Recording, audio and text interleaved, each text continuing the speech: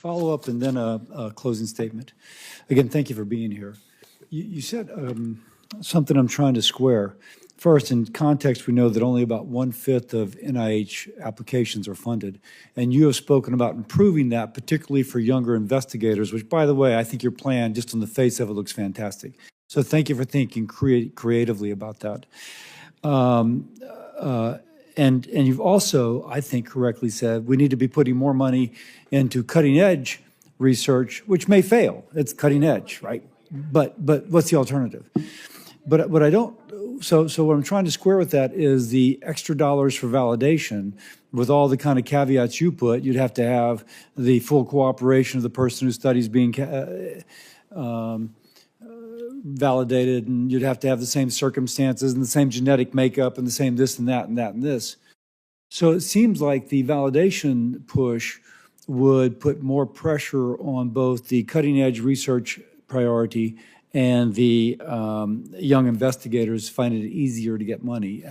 So knowing that you've thought about that, how do you think about that? Senator, I think of that validation work as central to doing good science. Like any portfolio that doesn't have that kind of validation built into it is not going to be reliable. So even if you do cutting edge research and it's not validated, you're not going to get advances. So what is the difference between doing the validation research and kind of what you have criticized, that we sometimes do the same thing over and over again? Well, the difference is that validation research is focused on the particular results that a scientist may have. You know, I publish a study and you check my results. You get the same result as me. Incremental sciences, you propose a study that is like epsilon away from what already is known, and you do that. Now, inherently, if epsilon away fails, it calls into question the original premise, correct? Right, but it's much easier to be certain that about research that's epsilon away from the frontier to work versus like big ideas in different directions that might make big advances. Any research portfolio has to have lots of different approaches to this. I think the key to me is making sure that if early career researchers with non-traditional ideas about hypotheses, for instance, like with the example of Alzheimer's we already talked about, those get support that are in the portfolio. Some of those won't fail, and some of those will succeed. And the ones that succeed can make big advances. I don't think that the validation is just a check.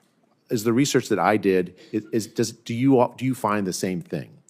That tends not to get support in the scientific community, and I think that's a mistake. The scientific community ought to support that. The NIH ought to support that. That way, the entire research portfolio as a whole, it becomes more reliable because we know that it's been validated by independent teams. I don't object to the validation research. It does seem that it's going to be a tension, so I'll look forward to you resolving that. Senator, I look forward to working with you on this. That'll be great. Let me just then conclude. The issue of autism just is one of those things that we all think about. I want to note that last year Congress reauthorized the Autism Cares Act, and Senator Collins and the HELP Committee were those that did that, and the law coordinates the federal autism research and is implemented by NIH. And so I look forward to working with you on that. But one thing that continues to concern me as I've listened to this conversation, there's an opportunity cost.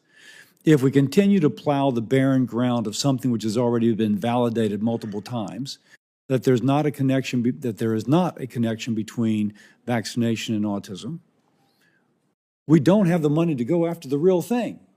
And you said something which just bing, bing, bing, bing, bing, I just thought was so good, that you have a faith that a well-done research that provides answers will be convincing to people. Well, we've already had that for the vaccination. What we need is the well-done research finding the true reason for autism, and that's what the hope is for the people with autism. And if we're pissing away money over here, that's that less money that we have to actually go after the true reason. You're an economist as well as an MD. You know this.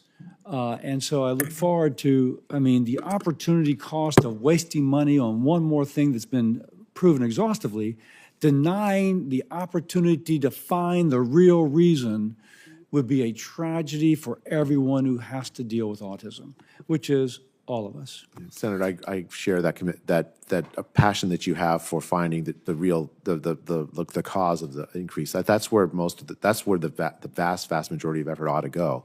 We want answers. Parents want answers. Their kids are suffering, and the NIH ought to be doing the research that provides those answers. That's the most important thing. Yes. Well, thank you again for being here. I admire your sons for being so well behaved. I'm sure the presence of their mother right next to them had some influence over that. This concludes our hearing. For any senators who wish to ask additional questions, questions for the record will be due tomorrow at 5 p.m. We're through.